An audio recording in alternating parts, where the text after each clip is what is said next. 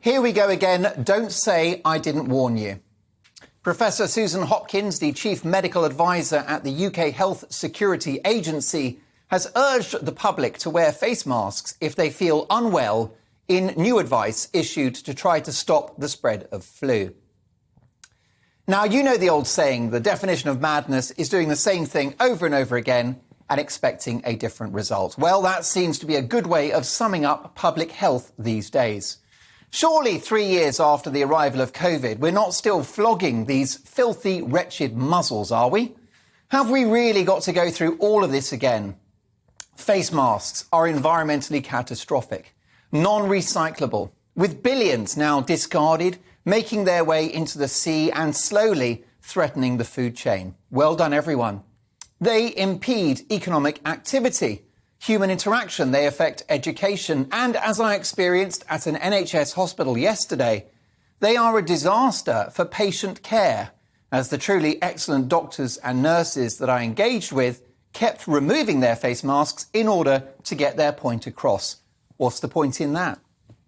It's cruel on doctors and nurses to make them wear these devices all day long, and it can't be good for their health either. And they're mostly wearing those flimsy blue masks that the Germans didn't even accept during their strict N95 and FFP2 mask mandates of 2021. Which, by the way, rates of viral spread show haven't helped Germany either. COVID theatre at its very worst.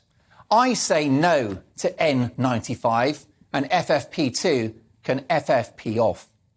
These masks are just there to virtue signal what a nice person you are. Whilst in my view, the only thing they actually signal is that you don't understand science. Don't take my word for it. Former SAGE advisor Dr. Colin Axon told The Telegraph in the summer of 2021 the following. He said, standard face coverings are just comfort blankets that do little to reduce the spread of COVID particles.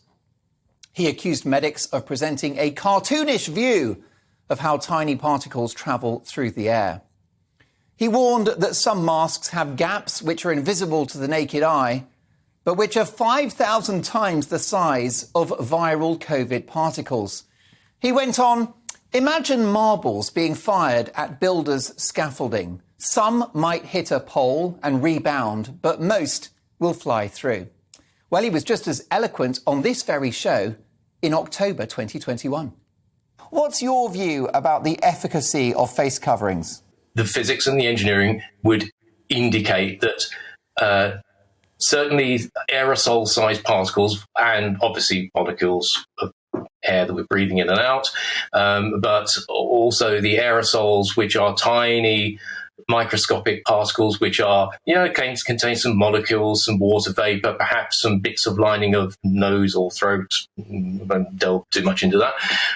But they are of the order of a thousandth of a millimeter in diameter. And that's in area terms at least 1,000 times smaller than the smallest gaps or the smallest pore sizes in surgical, the blue surgical masks. The cloth masks are worse still.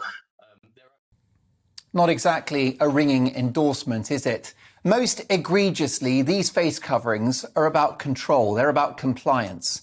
They represent obedience, and masks, while scientifically debatable, are irredeemably woke. Why else do so many nutters have them in their Twitter bios online? Whenever I see one of those, I always think, what a cult. I personally made headlines around the world and provoked a viral video when I chopped up a face mask early in the pandemic on my old radio show.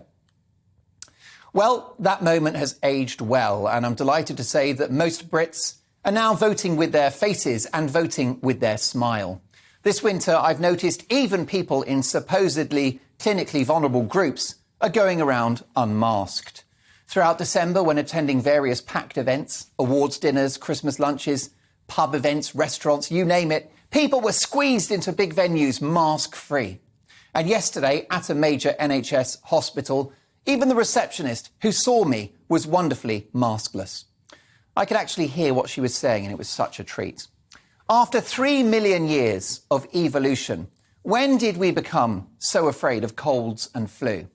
I sent out this tweet before Christmas It expressed that exact sentiment, and it went viral, no pun intended. I tweeted, sitting on a packed train, no masks in sight.